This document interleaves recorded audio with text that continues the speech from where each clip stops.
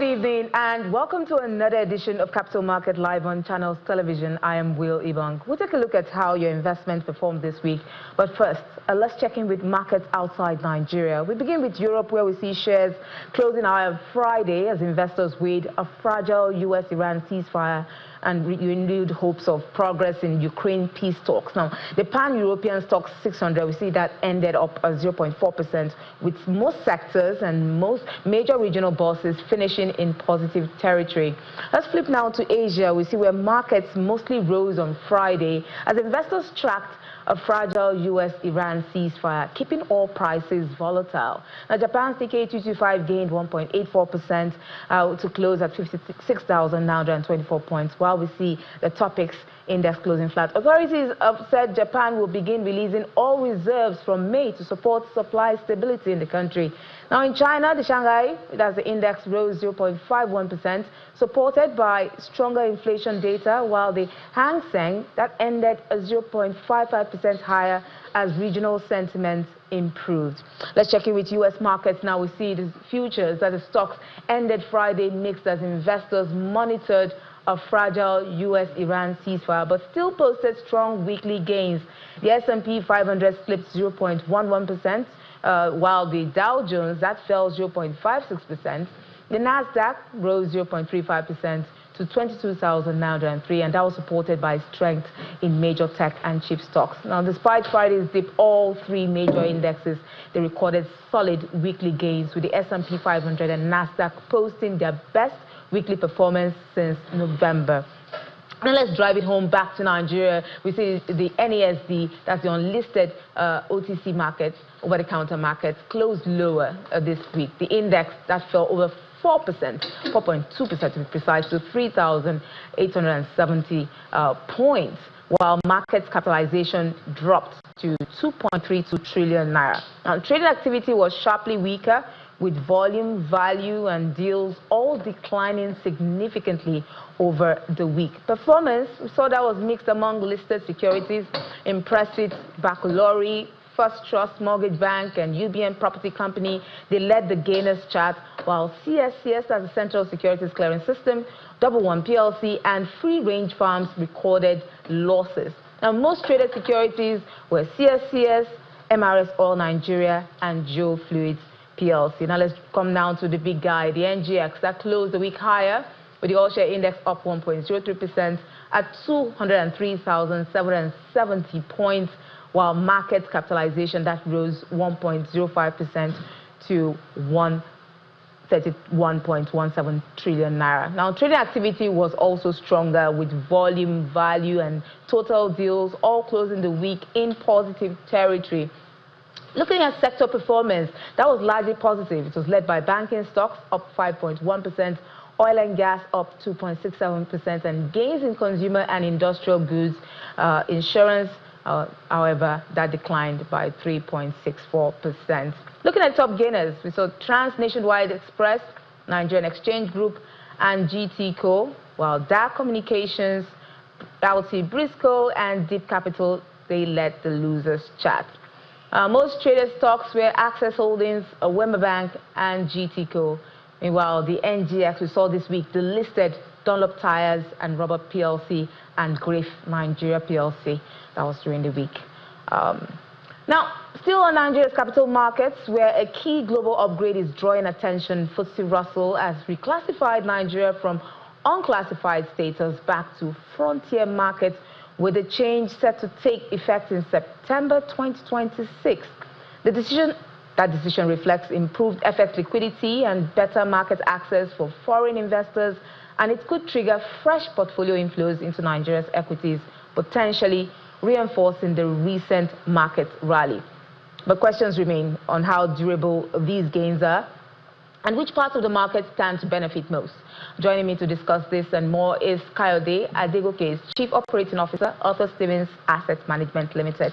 It's good to have you join us this evening. It's good to be here with you.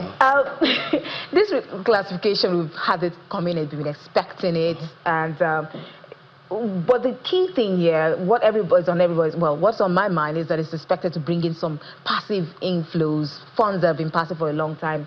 But how likely is it that, just give or take, given the current situation, how likely is that money going to stay in Nigeria, even if it comes in?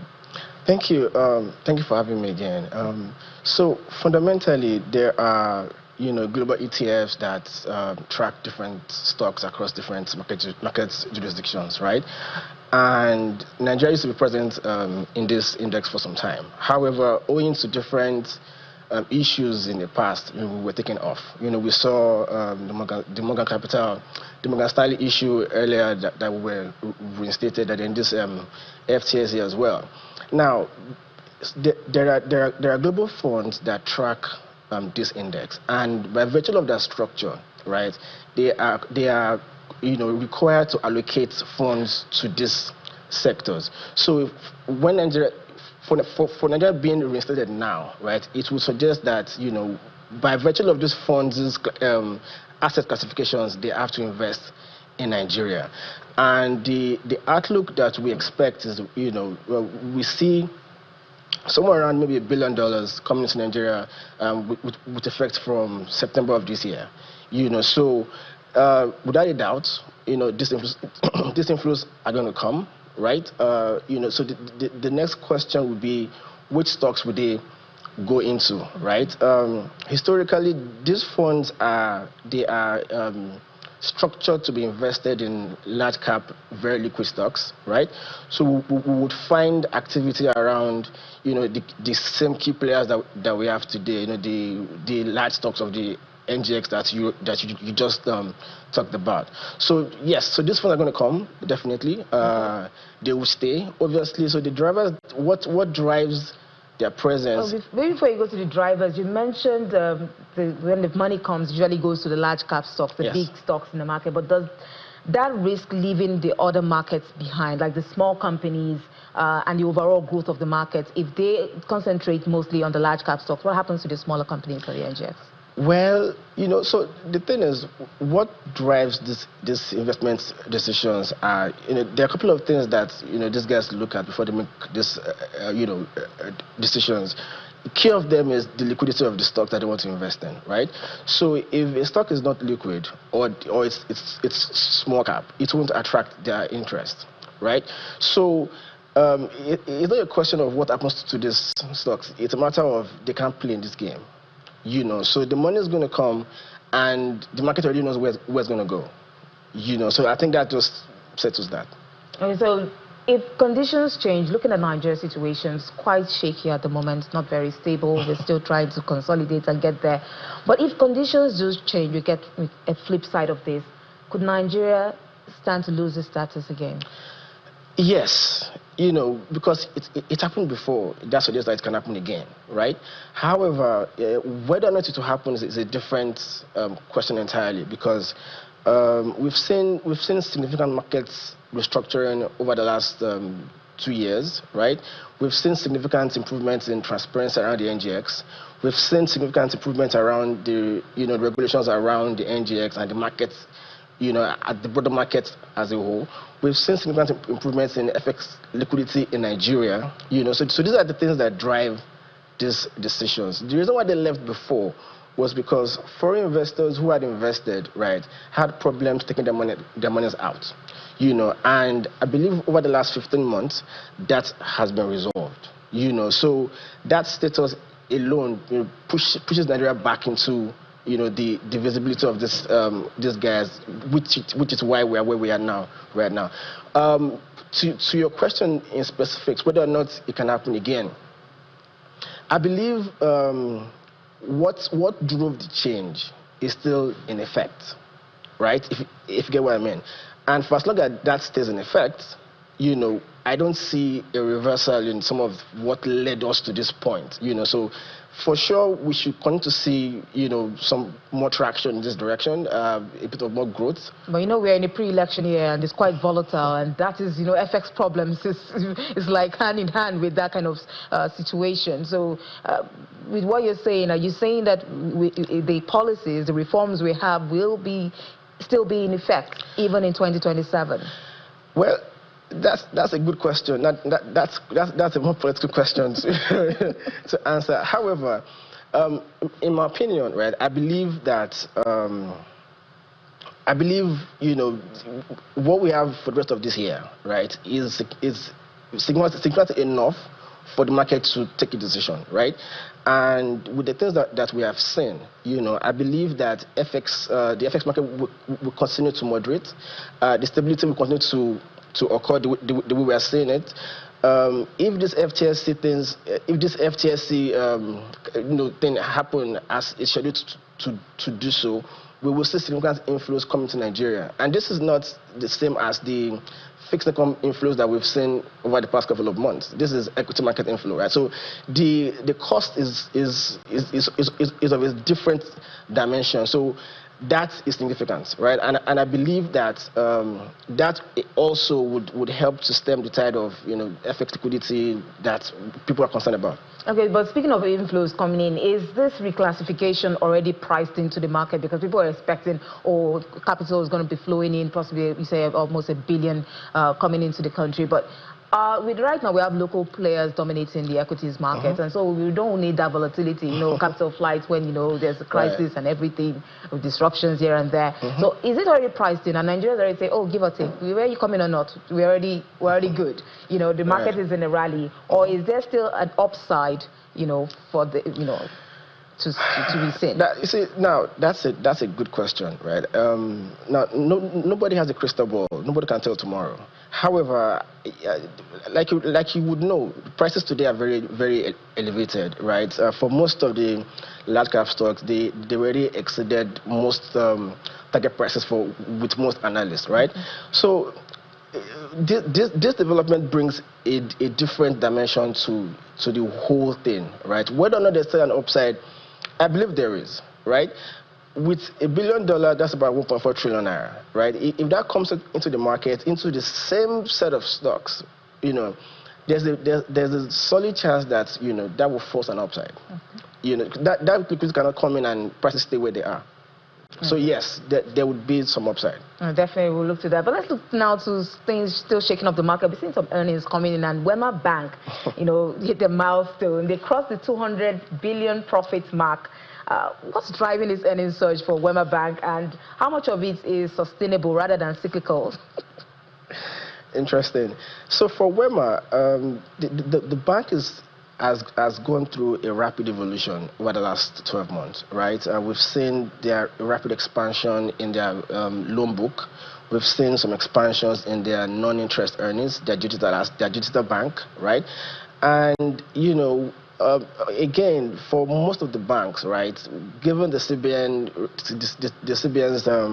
mandate for them to recapitalize. Correct. So that has also forced a lot of things to happen in many of these banks. So a lot of them have been forced to now reposition their balance sheets, their businesses and whatnot to take advantage of what is about to happen. So obviously, Wema, they've done really well over the last 12 months, and in my opinion, I believe that the growth is sustainable, right? Again, if the things that cause the effects stay in place, right, we would see this will continue to go on. But with the performance we're seeing now with Wema Bank, where does it place the bank? In terms, we have a very competitive banking landscape, as you see. So are you seeing it now, a shift now for them moving to tier 1 based on this positioning, shifting, the position based on this performance? As in, do we see them moving now to the tier 1 level and leaving tier 2 behind?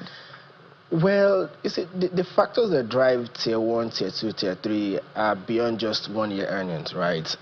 So the banks that currently occupy the tier 1 status, they are banks that have significant importance to the market, right? So look at Zenith Bank. So Zenith Bank's balance sheet size is 31 trillion. Wema Bank's balance sheet size is 5 trillion. So that tells you something, right? So yes, they're doing well in their own space, but whether they can compete in tier 1, for now, I think that will take some more time. But with this kind of performance, maybe they are. I mean, they continue to do so, yes, but for now, the gap is wide. It definitely comes to Zenith Bank and other banking stocks. But let's take a quick break now. Capital market continues right after. Don't go away.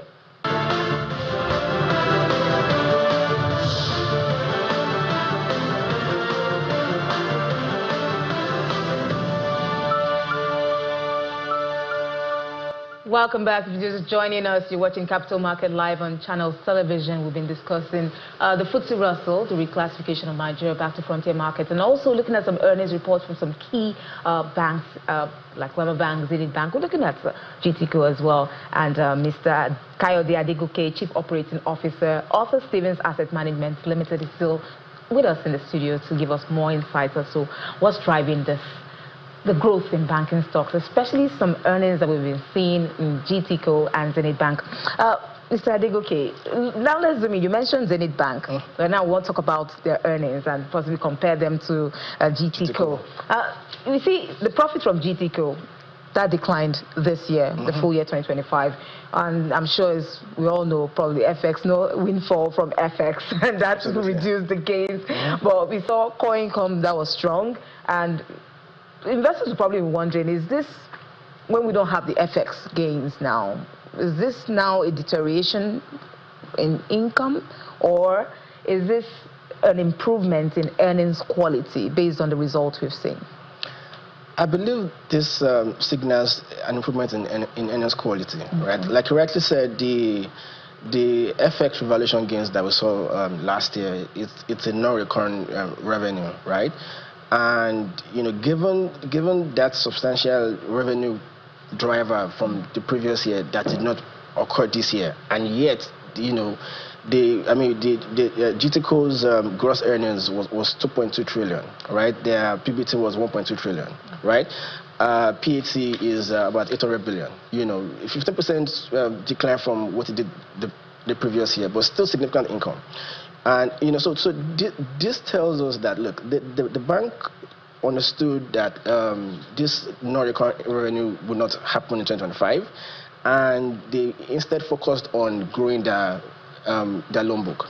So we saw some traction in the net interest income. We saw traction in the non-interest earnings and digital payments. The bank also focused on diversifying their business base into non-banking subsidiaries, where we find the digital payments, pension, and some other things. So yeah, I believe the bank understands this concerns, and they took that into effect in how they run their books for 2025. Okay, so if you look at the earnings, comparing them, we see that Zenith Bank, the profit after tax was like over 1 trillion naira, and GTCO is at about 865 billion. You mentioned that, but do you think that GTCO delivered that stronger profit, and GTCO is showing more efficiency in terms of their cost-to-income ratio? How should investors look at this trade-off, scale or efficiency? How should they, assess this and maybe position themselves in the market? Well, in my opinion, I think these are two very fundamentally strong banks, strong earnings. So I think it's a function for the investors now. I think it's a function of their investment objectives and how they want to allocate their equity investments, right? Zenith returned significant value to investors, likewise GTCO, over the same period. I believe there's room for both of them in your portfolio. So I don't think it's a question of whether to pick one over the other one. So I believe that both of them present good upsides for any portfolio, and we have credible reports that Zenith would also list in the London Stock Exchange by 2027. So that's also very significant that people should look out for. Okay, so looking at their dividend, Zenith Bank is going to pay investors about 8.75 kobo, and GTCO about 11.76 kobo. That's significant for both. They increased their dividends over the years. You see it coming from, in 2024, coming from 7 naira for GTCO and Zenith Bank 4 naira. And looking over the years, kind of like grown over the years, but both of them have increased. But we see GT Bank paying out a lot more this period. Well, are we looking at confidence now in future earnings, seeing that there's a decline in profits, in profit after tax? Is this based on future earnings, or is it that people are looking at that, maybe earnings level are going to possibly shrink, or there are no more opportunities maybe in other sources at the moment? Well, I don't think so, right? What drives the decisions as to what dividend is paid is, I mean, there are a lot of factors that goes into that, what number is paid. And what they have done is, so the price to earnings have significantly changed over time. The earnings per share has changed. So that matters, in what is paid to shareholders in dividends. But we did see that EPS dropping for 2025 compared to what we saw in 2024. Zenith Bank at 32.87 in 2024 and GTCO at 35.44. So now we see this drop. It's going to keep investors wondering what's happening, really. Well, so yes, so you have to look at the numbers critically themselves, in making these decisions by the investors, right? So again, it depends on what your objective is. Are you looking at growth or are you looking at value, right, for the investor? I believe both companies present, similar value to investors. Whether or not this is going to be sustainable, I believe it is, right? Their share price have moved significantly from where it used to be last year to where it is right now, and they need to sustain the momentum. So that could very well speak to why some of these decisions are made the way they are. The dividends being paid comes from the earnings for the period under review, So I think that takes care of that. Okay, so could we attribute this drop in EPS to possibly the dilution in shares, since they brought in more capital from the recapitalization drive they had between last? Yeah, definitely. Is that the reason why we've seen this drop in EPS? Of course, that will be a factor, yes. Okay, so and how sustainable are these payouts for 11 naira 76 kobo? How sustainable is it if earnings growth continues to moderate? Possibly in 2026 we see that shrink further. Maybe they're still trying to grow, like you say, looking forward to their core income now, rather than looking at maybe FX right now. So should we see this payout continue? Is it sustainable, or are we going to see that drop as well? I believe, if anything can be banked on, is that these banks will continue to remain profitable, right? CBN is posturing the banks for some massive growth in the coming years with this recap that they just completed. There's a lot of shift happening with the banks right now. The loan book is growing, right, which would obviously mean that earnings too would grow. So yeah, I mean, I would expect that the bank understands these conditions and these concerns in taking decisions as to what dividend is paid, and they would think about your question about whether or not it to be sustainable in the coming years. Can they continue doing this? Will their earnings shrink further and whatnot and whatnot? So I believe the bank will do what it needs to do to remain profitable into the foreseeable future. They've done this for a long time, over so many years, right? And I don't think that is going to stop anytime soon. So what drivers are you looking at in terms of banks? What product lines do you see? I believe the CBN is going to force the banks to focus on their core business, which is growing their loan book. The CBN is going to try to, we also expect to see some frameworks around risk classifications for banks, risk sharing structures and whatnot that will help the banks to grow their loan book.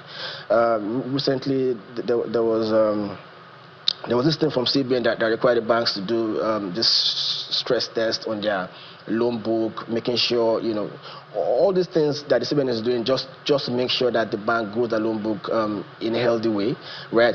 I believe the objective of all of this is to ensure that the banks remain profitable doing their core businesses. Like I said earlier, GTCO is diversifying into many other things that will also drive their revenue as well. So, I think people should be, have rest of mind that these banks would remain profitable. Okay, but looking at the high inflation environment that we are in, and also high interest environment.